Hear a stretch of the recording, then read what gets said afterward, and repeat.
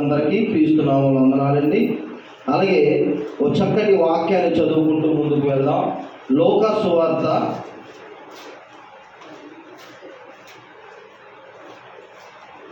18వ అధ్యాయము 10వ వచనం చదువుకుంటూ ముందుకు వెళ్దాం.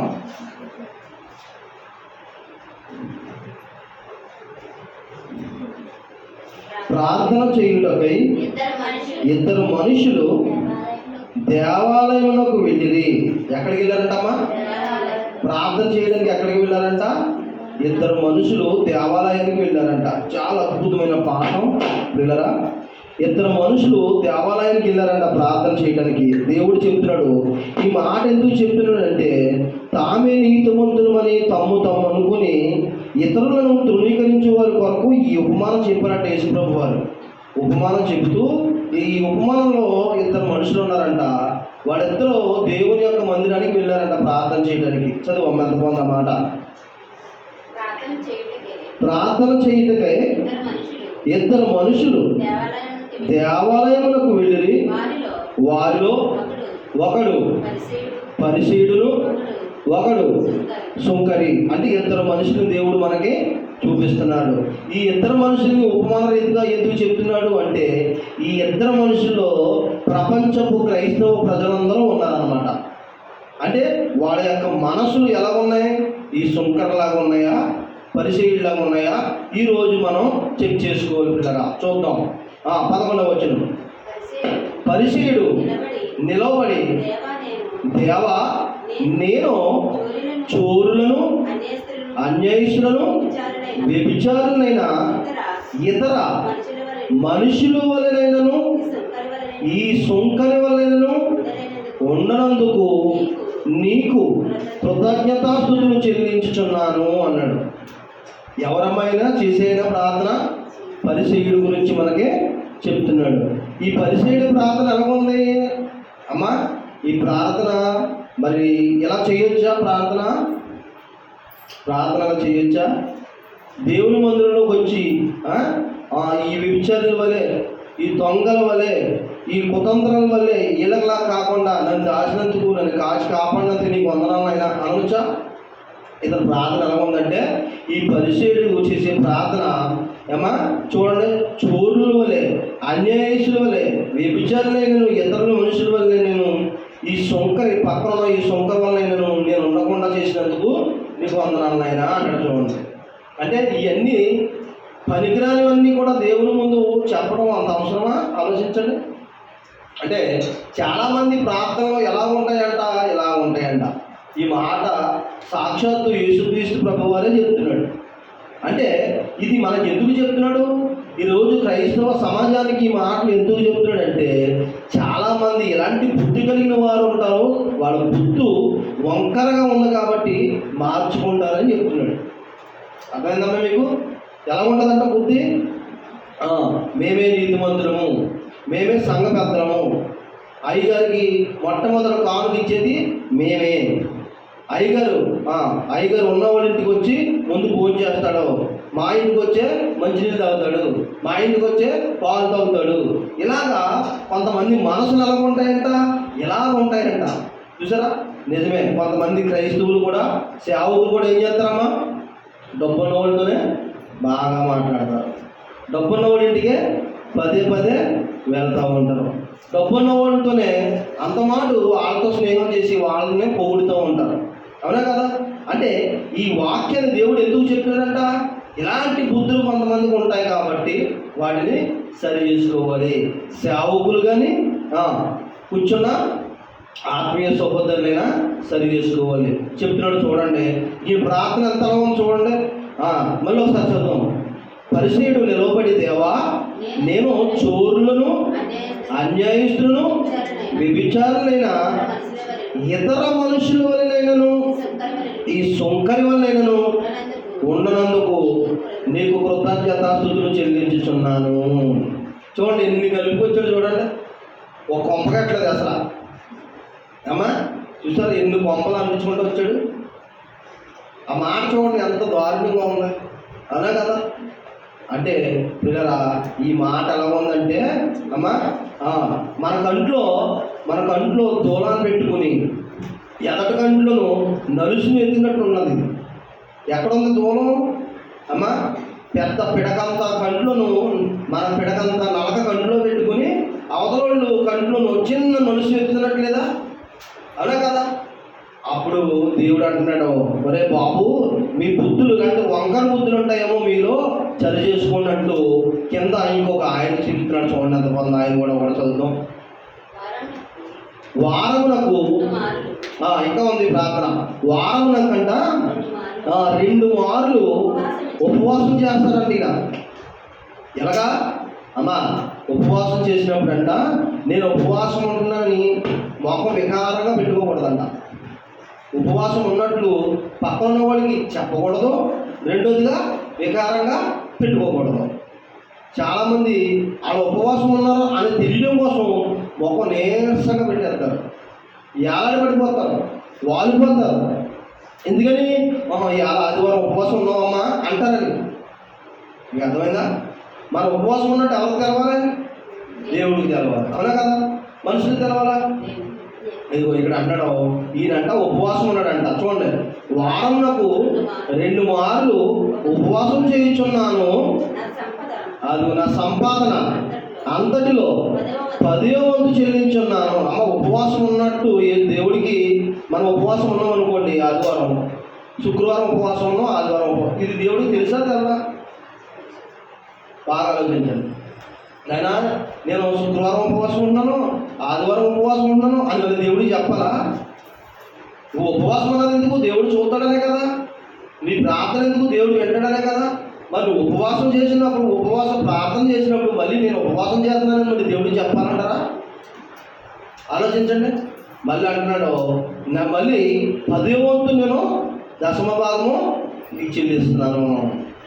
నువ్వు ఇచ్చావో ఇవ్వలేదో దేవుడికి తెలుసా కదమ్మా? ఒక పేద విధవరాలు తమను లేని స్థితిలో ఉన్నదంతా ఇచ్చినట్టు ఎవరు చూశారు? యేసుక్రీస్తు ప్రభు వారు చూశాడు లేదా? మరి నువ్వు ఎంత వేస్తున్నావో, కానుక వేస్తున్నావా, కానుక వేస్తలేదా, ఎవరు చూస్తారు? నేను చూస్తానా, దేవుడు చూస్తానా? మీరు బాగా ఆలోచించండి. మీకు ఇవ్వాలని ఉందనుకో, మీరు ఎంత ఇవ్వాలనుకున్నారో మీ హృదయంలో ప్రేరేపణ దయచేసి అంతా మీరు ఎత్తున్నారు. అంతేగాని అందరి ముందు నేను తెలిసి మన చర్చిలో అందరికంటే ఎక్కువ కానుక నేనే ఎత్తున్నాను అని అంటాం కరెక్ట్ అంటారా? దేవుడు అంటున్నాడు, ఇచ్చిన కానుక అవతల పక్కకి తెలియకూడదు. ఈ చేతితో ఇచ్చింది ఈ చేతికి తెలియకూడదు. చూసారా? ఇతనేమన్నాడు? నేను వారానికి ఉపవాసం చేస్తున్నాను కదా నాయన. ఎవరు చెప్తున్నాడు ఈ మాట? ఈ మాట ఎవరు చెప్తున్నాడు అనుకున్నారు? ప్రార్థనలో చెప్తున్నాడు.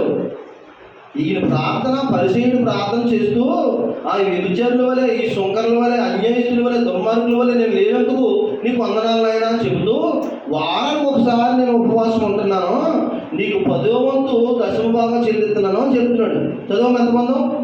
వారమునకు 2 మార్లు ఉపవాసం చేయించున్నాను, నా సంపద అంతట్లో 10వ వంతు చెల్లించున్నాను, తనలో తానే ప్రార్థించున్నాడంట.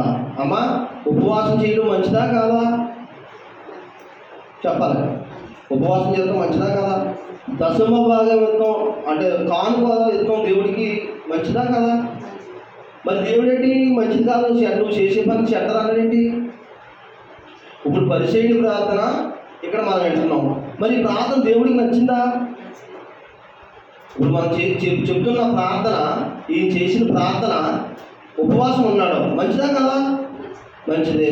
కానుకిచ్చాడు, మంచిదా కదా? కానీ దేవుడు ఏం చూస్తాడు తెలుసా? హృదయాన్ని చూస్తాడు.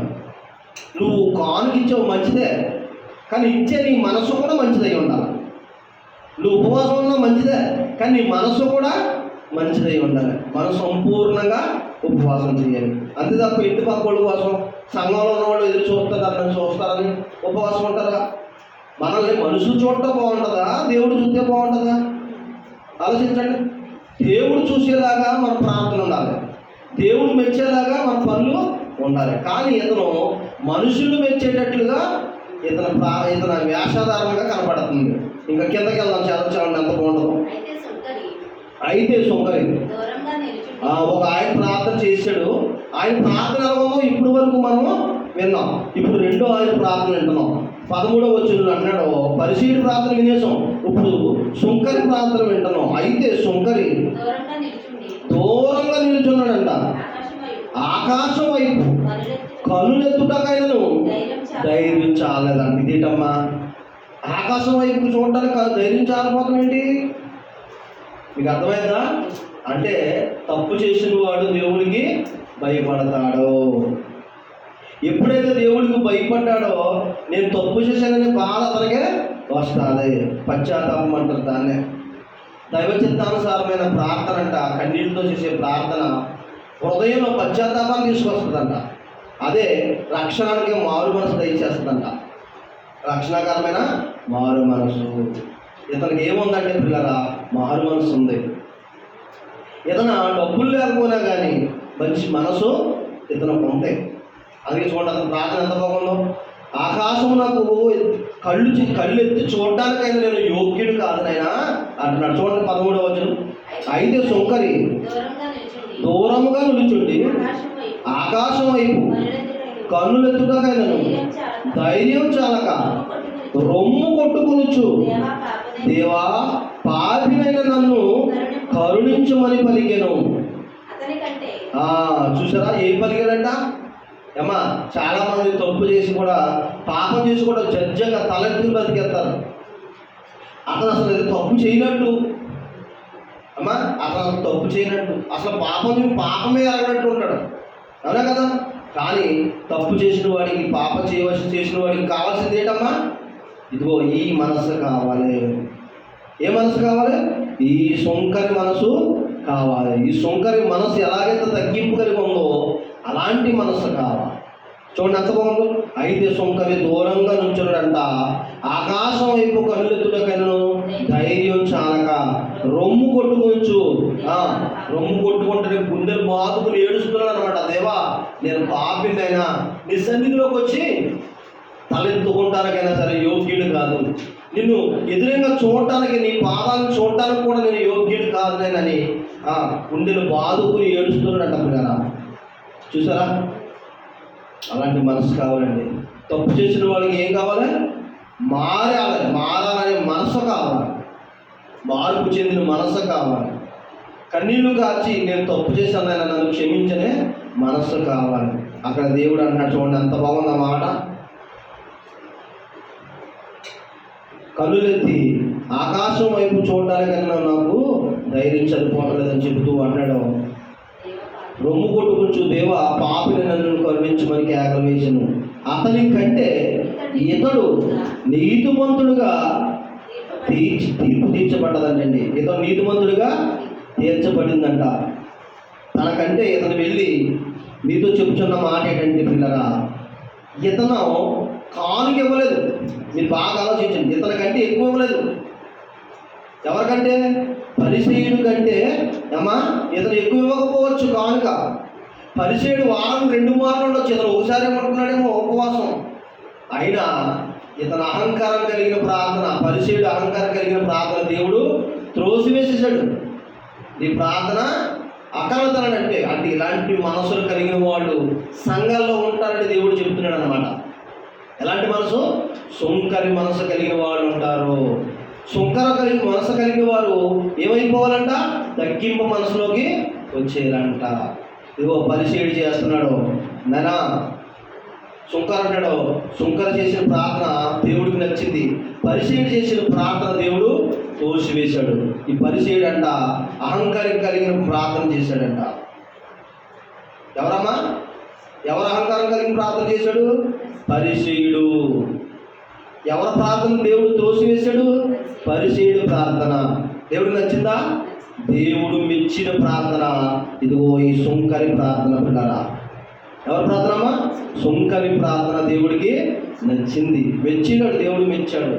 ఎందుకంటే గుండెలు బాదుకుంటూ కన్నీళ్లు కాలుస్తూ, నాయనా ఆకాశం వైపు ఉన్న మా తండ్రి, ఆకాశం ముందు సింహాసనం ఉన్న మా తండ్రి, మీకు వందనాలు నాయనా. నీ వైపు చూడటానికి నా ధైర్యం సరిపోవడం లేదు. నేను పాపం చేశాను నైనా, నన్ను క్షమించు, నా పాపాలు క్షమించు నైనా. నీ పాదాలు పట్టుకుంటా కూడా నీకు యోగ్యత లేదు నాయనా, నీ కన్నీళ్లు కార్చిన ప్రార్థన దేవుడికి నచ్చింది పిల్లరా. ఆలోచించండి ఎంత బాగుంది ఈ ప్రార్థన. కింద అన్నాడు చూడండి ఎంత బాగుంది. చదువు ఇంకా కిందకి. అతని కంటే ఇతడు నీతిమంతుడుగా తీర్చబడిన తన ఇంటికి వెళ్ళెను. తాను తగ్గించుకున్న వాడు హెచ్చింపబడతాడంటే, తాను తగ్గించుకున్నవాడు ఏమవుతాడంట? తాను ఎవరైనా తగ్గించుకుంటే హెచ్చించబడతాడంట. తాను హెచ్చించబడితే దేవుడు ఏం చేస్తాడంట? తగ్గిస్తాడంట. చూసారా ఎంత బాగుంది ఈ మాట. ఎవడ కూడా హెచ్చించుకోకూడదు.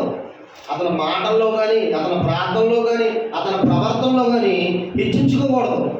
తాను హెచ్చించుకున్నవాడు దేవుడు తగ్గిస్తాడు. ఎవడైతే తగ్గించుకుంటాడో దేవుడు వాడిని హెచ్చిస్తాడు. చూడండి ఎంత బాగుంది మాట. దేవుడు మనకి ఇద్దరు చూపించాడు. ఒకడు సుంకరి, మరొకడు పరిసీయుడు. చూసారా? పరిసీయుడు ప్రార్థన, గర్వం కలిగిన ప్రార్థన దేవుడు త్రోసివేశాడు. సుంకరి ప్రార్థన నీతిమంతుడు ప్రార్థన అన్నాడు. ఆలోచించండి కదా, మన ప్రార్థనలు ఎలా ఉంటున్నాయి? మన ప్రవర్తనలు ఎలా ఉంటున్నాయి? పరిశీలనగా ఉంటున్నామా? గర్వంగా ఉంటున్నామా? ఆలోచించుకోండి. ఒకవేళ అలాంటి మనసు కలిగితే మీరు మార్చుకోండి కదా. ఎందుకంటే దేవుడు నీ హృదయంలో తొంగు చూస్తాడు. నువ్వు కానికి ఎంత ఇస్తున్నావో దేవుడు చూస్తాడు. నువ్వు వారానికి ఎన్ని మార్లు ఉపవాసం ఉంటున్నావో దేవుడు చూస్తాడు. నువ్వు ప్రార్థన ఎన్నిసార్లు చేస్తున్నావో దేవుడు చూస్తాడు. నీ ప్రవర్తన, నీ నడక, నీ పడక, నీ చూపు అన్నీ దేవుడు చూస్తాడు కదా. ఆలోచించండి. దేవుడు సన్నిధిని పోగొట్టుకోకండి. ఎందుకంటే ఆదివారం ఆరాధన మన కుటుంబాలకి ఎంతో ఆశీర్వాదకరం పిల్లరా. మన బిడ్డల భవిష్యత్తుకి బంగారు బాట. మన కుటుంబం అందరికీ ఆశీర్వాదం ఆదివారం ప్రార్థన పిల్లరా. మీరు ఇంటికాడ కూడా అంతమాటు ప్రార్థన చేసుకోండి. నీతిగా, భక్తిగా, యథార్థంగా ఉండండి పిల్లరా. అనేక మందిని వాక్యంలో తీసుకురండి. 4 మాటలు దేవుని మాటలు చెప్పి వాళ్ళకి విశ్వాసం ఊరిపోయండి. పరలోక రాజ్యానికి మనందరం కూడా సిద్ధపడి ఉండాలి పిల్లరా. ఇచ్చిన వాక్యం మన వెలుగులో దేవుడు దీవించిన గాక. ఆమేన్.